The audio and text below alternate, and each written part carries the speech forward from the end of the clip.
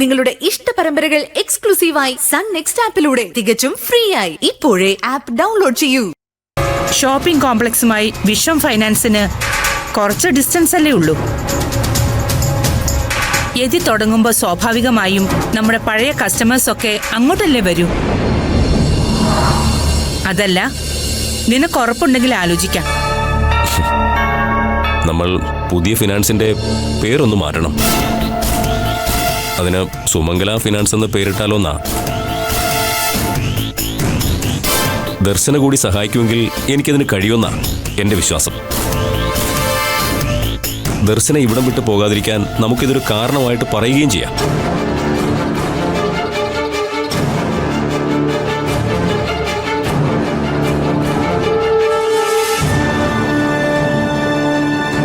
ദർശന അങ്ങനെ എന്നെയും രൂപേഷിനെയും നമ്മളെയൊക്കെ ഉപേക്ഷിച്ചു പോവോ? ഇല്ലെന്നാ എന്റെ വിശ്വാസം. രൂപേഷിന്റെ തെറ്റിദ്ധാരണയൊക്കെ മാറും. നമുക്ക് കാത്തിരിക്കാം. ഏതായാലും പുതിയ ഫിനാൻസിന് സുമംഗല എന്നുള്ള പേരൊന്നും വേണ്ട.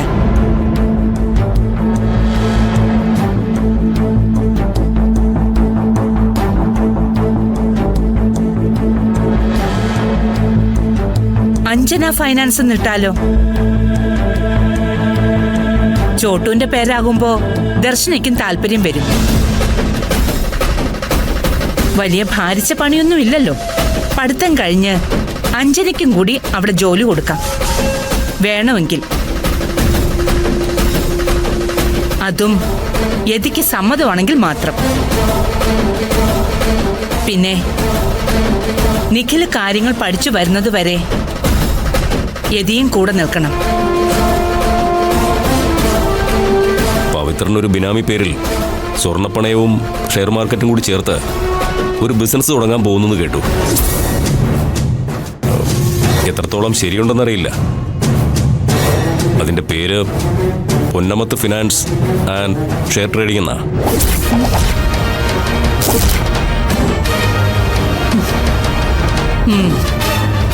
തുടങ്ങട്ടെ. എന്തായാലും യതിക്കും രഞ്ജിനിക്കും നിഖിലിനൊരു ജോലി വേണമെന്നുള്ള ചിന്തയുണ്ടായല്ലോ. ശ്രേയെ കൂടി എവിടെയെങ്കിലും ഇരുത്തണമെന്ന് പവിത്രനും തോന്നിക്കൂടെ?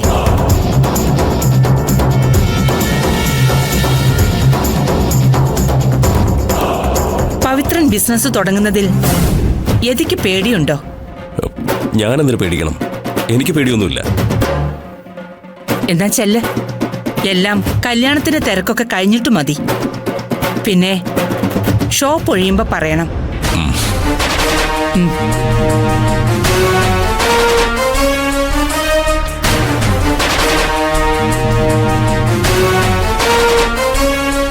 പവിത്രൻ വിശ്വം ഗ്രൂപ്പിനെ വെല്ലുവിളിക്കാൻ ഇറങ്ങുകയാണോ? പൊന്നമത്ത് എങ്കിൽ പിന്നെ അവന് ശ്രേയ ഫൈനാൻസ് എന്ന് പേരിട്ടൂടെ?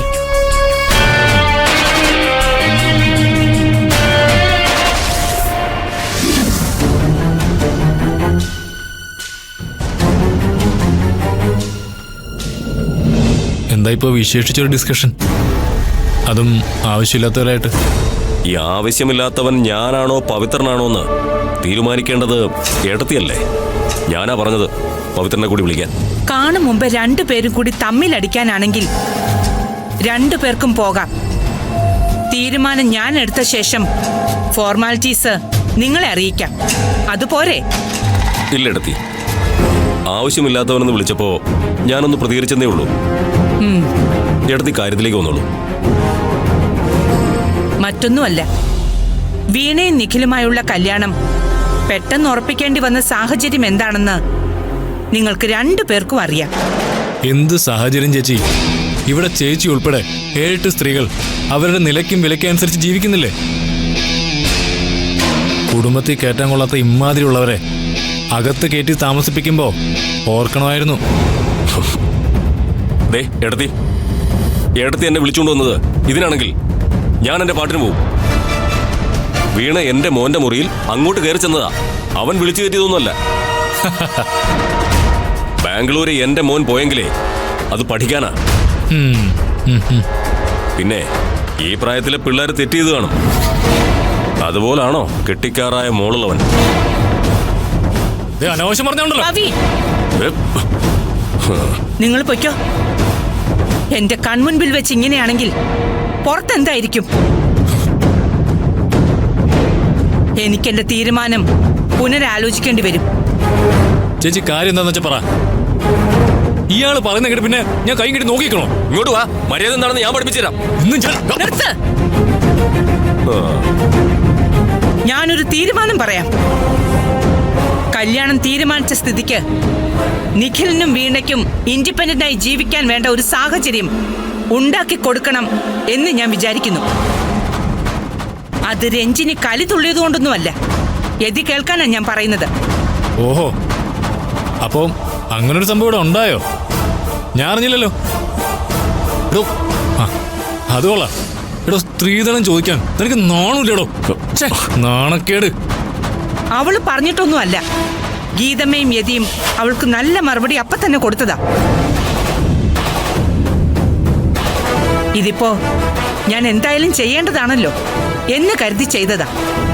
ഒരു കുന്തോ അറിയാത്ത വീണയെ കമ്പനി പിടിച്ചിരുത്തിയിട്ടുണ്ടല്ലോ. അവക്ക് ശമ്പളം കൊടുക്കുന്നുണ്ട്. വീണയുടെ കാര്യമല്ല, പിന്നെ നിഖിലിനെ കുറിച്ചാ പറഞ്ഞത്. യതി നടത്തിക്കൊണ്ടിരിക്കുന്ന വിശ്വം ഫിനാൻസ് ഇനി നിഖിൽ നോക്കി നടത്തട്ടെ എന്ന്. എന്താ അതിനെക്കുറിച്ച് പവിയുടെ അഭിപ്രായം? അയ്യോ, ഞാൻ ഇനി എന്ത് അഭിപ്രായം പറയാനാ ചേച്ചി? അച്ഛൻ കൊളവാക്കിയ സ്ഥാപനം മോന് കൂടുതൽ കൊളവാക്കാൻ അങ്ങ് കൊടുക്കുന്നു. ഇതില് ഞാൻ ഇനി എന്തഭിപ്രായം പറയാനാ? നിർത്ത്, ഞാൻ പറയട്ടെ. യതിക്കപ്പൊ പണിയില്ലാതാകും. ഇവനും വേണ്ടേ വരുമാനമൊക്കെ? അത് ചേച്ചിയുടെ വെറും തോന്നല. രണ്ടപ്പം വീതിക്കുമ്പോഴേ ഒരപ്പം ഞാനും എടുക്കും ചേച്ചി എന്ന് പറയും പോലെ വിശ്വം ഫിനാൻസ് ഈ അവസ്ഥയിലേക്ക് എത്തിച്ചത് ഇയാള് കട്ടും മോഷ്ടിച്ചോ? ഇയാള് കൂട്ടി വെച്ചിട്ടുണ്ട് കോടികള്. അനാവശ്യം പറയരുത്. എന്തോന്ന്? സ്വന്തം ശീലവേ അത് മറ്റുള്ളവരുടെ തലയിൽ കെട്ടിവെക്കാൻ നിൽക്കണ്ട. ആരാ ബാംഗ്ലൂരിലേക്ക് കോടികളുടെ തിരിമറി നടത്തിയെന്ന് ഇവിടെ എല്ലാവർക്കും അറിയാം. ചേച്ചി, ഇത് ശരിയാവില്ല. കിട്ടേണ്ടവന് കിട്ടേണ്ടത് കിട്ടിയാലും ഉറക്കം വരും. ഉറക്കി കിടത്താൻ ഇങ്ങോട്ട് വാടാ, കാണിച്ചാ ഞാൻ. താൻ എന്ത് ചെയ്യും? രണ്ടുപേരും അങ്ങനെ പുണ്യാളന്മാരൊന്നും ആവണ്ട. എല്ലാം എനിക്കറിയാം. യതിയെ BGCയിലേക്ക് മാറ്റിയാലോ എന്ന് ആലോചിക്കുക. BGCയിലേക്ക് ഒരുത്തനെയും കയറ്റാന്ന് ആരും വിചാരിക്കണ്ട. അത് ചേച്ചിയായാലും ഇനിയിപ്പോ ദർശനായാലും. അത് കണ്ടാരും പനിക്കണ്ട. ഒറ്റ ഒരുത്തനെയും ഞാൻ ആ ഏരിയയിലേക്ക് അടുപ്പിക്കില്ല. ഞാൻ പോവാ. ഈ കൂട്ടുകച്ചവടത്തിന് ഞാനില്ല. ഞാൻ പറഞ്ഞതാ BGCയിലേക്ക് പവിത്രനുണ്ടെങ്കിൽ ഞാൻ വരുന്നില്ല എന്ന്. അല്ലെങ്കിൽ പവിത്രനെ മാറ്റി കംപ്ലീറ്റ് ചുമതല എന്നെ ഏൽപ്പിക്കണം. എങ്കിൽ ഞാൻ ആലോചിക്കാം. അയ്യോ, രക്തം വിയർപ്പാക്കിയിട്ടേ ഞാൻ കെട്ടിപ്പൊക്കിയതാ ഈ കാണുന്നതെല്ലാം. അത് തൊട്ട് കളിക്കണ്ട.